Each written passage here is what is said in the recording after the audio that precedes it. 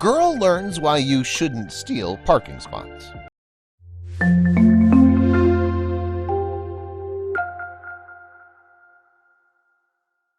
The only thing he could do was stand there in utter shock as the giggles and snide comments continued to bounce off the walls. How would anybody think any fraction of this was decent human behavior? What should have been a quick, simple errand was now a frazzling choice, to walk away or to teach these people a lesson in manners. Before we begin, make sure to smash that like button, subscribe to our channel, and click the notification bell for more amazing videos. Friday evening donuts had always been a long-standing tradition for Hunter and Lara. It had begun when they first started dating. But now that Lara was pregnant, it was a gimme donuts or someone dies situation. Cravings for sprinkles and jam filling exploded into a full-tilt meltdown one evening. This craving had to be satisfied no matter what, but they would quickly run into a problem that would spark an entire ordeal. As strange as it sounded, the craving escapades were the epitome of drama for these straight-laced lives. They were very much a 5 to 9, then bed by 11 sort of couple. It suited them. Drama came from their television, not the world. They hated bringing stress or getting it. Out of their entire friend group, they would be the last people anyone would imagine causing havoc and tears while smiling and laughing the whole time. Hunter and Lara had been sprawled out across the sofa for hours. Their busy schedule didn't even leave time for them to go grocery shopping. The only thing edible in the cupboard was the last box of cheddar-flavored popcorn, which Lara said made her yak. Hunter's belly was also ravenous for something substantial. He jumped up, grabbed the car keys, and declared, "We're getting some Boston creams." There was just one problem. The quiet neighborhood wasn't open during late hours, not like downtown. It was 8:30, and they could make the closest shop if they hurried and maybe broke the speed limit here and there. What had started as a dream of deep-fried powdered dough was now a fully formed, desperate craving within Lara. Someone was soon going to learn what it meant to come between a pregnant lady and her need for food, and it wasn't going to be pretty. It was supposed to be Madeline's Bakery on 5th and Jefferson.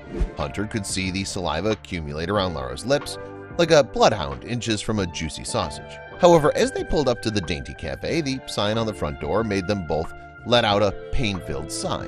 The blinds were drawn and the lights inside were out. There was a handwritten sign taped to the front door. Hunter swore that he had another hour before closing. But the sign said that they'd closed early because of a family emergency. Pregnancy hormones exploded and Lara's eyes started to well up with shimmering tears. Couldn't let things end there.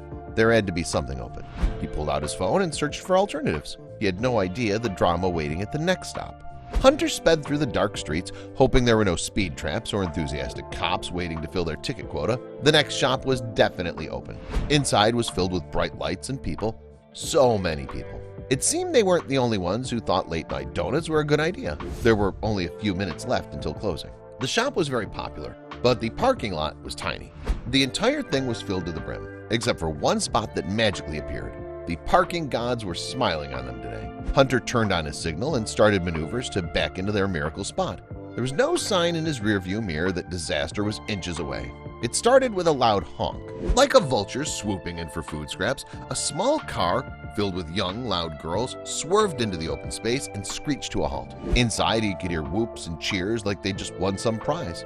Not only had they stolen the spot, but they'd nearly hit Hunter's car. The hairs on his neck stood straight. They rolled down the window to tell them off, but got something unthinkable in return.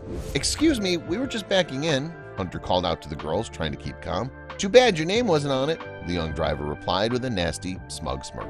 The girls piled out and laughed in his face as they walked past. Stunned by the rude girl's audacity and blatant disregard for anyone else, he told Lara to scoot over and take the wheel. Still seething, he directed her to pick him up at the donut shop in 5 minutes as he ran to the bakery on foot. The delicious smell of fried dough and icing hit him as he walked in.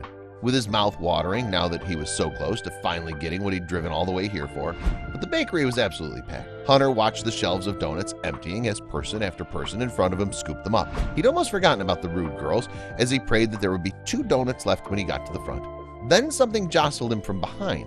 Hunter felt his jaw clench as someone rudely jostled and crowded behind him, so close to him that he could feel hot breath on his neck. Balling his fists and with his sugar low only aggravated his irritation, he heard a voice from behind and immediately recognized it, and his eyes narrowed. It was the girl who had cut him off. He stood quietly, seething until it was finally his turn. Suddenly, he smiled his sweetest smile at the cashier and took his revenge. He whipped his head and turned around, but the girls were prattling so loudly at each other that they didn't even notice him. "Thank God we got a parking spot," one said before they all erupted with screeches of laughter. Their voices grated on his nerves, but he composed himself, checked his wallet, and cleared his throat. It was time for their comeuppance. Hunter savored the satisfying rush as he pulled out his card and made his order. As the cashier filled his box, the jeering came to an abrupt halt. If steam could come out of her ears, the young woman behind him would have been a whistling tea kettle. Her face had turned bright red and her hands in tight fists. "I'll take them all," Hunter said loudly so that the girls could hear. "All 24 donuts." That had gotten the girls' attention. The rude driver, voicing her displeasure at not getting what she wanted, began to have a tantrum like a spoiled child. "What? You're not even going to save a few for us?" she petulantly yelled at the cashier. "He can't do that. We've been waiting." That was exactly what Hunter had been waiting for. He knew her type. He whipped around with childish glee and couldn't contain himself. It was too poetic. "Too bad your name wasn't on it," Hunter smugly shot back. And the look of thunder on the girls' faces almost made the entire annoying ordeal worth it. He paid, grabbed his bag of donuts, and sauntered past the awful teenagers, with a spring in his step and a satisfying sense of justice in his heart. Little did he know his partner-in-crime wife, who he had left in the parking lot, was just serving up an extra helping of justice. Hunter waited for Lara outside the bakery, but she was nowhere in sight. He took his phone out of his pocket and called her. "Where are you?" he asked cheerily. "In our parking spot," she replied, giggling uncontrollably. Hunter was confused for a second, but then it dawned on him.